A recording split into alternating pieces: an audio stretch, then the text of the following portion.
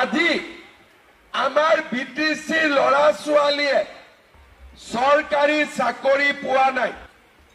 অসমত চৰকাৰী চাকৰি আমি যোৱা 5 বছৰত 1.5 লাখ চৰকাৰী চাকৰি দিছো। আমাৰ চৰকাৰী চাকৰিত কোনেও 1 টকাও ঘোষ দিব নালাগে। কিন্তু কোকৰাঝাৰৰ চাকৰি কেনেকে পায় তাক মই ভাল কৰি নাজানো।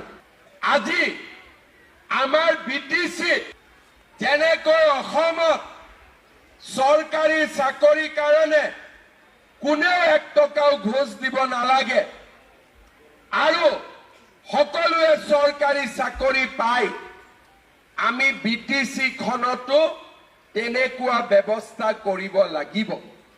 কিন্তু আজি আমাৰ দুখীয়া মানুহে এই সুবিধাবোৰ পোৱা নাই।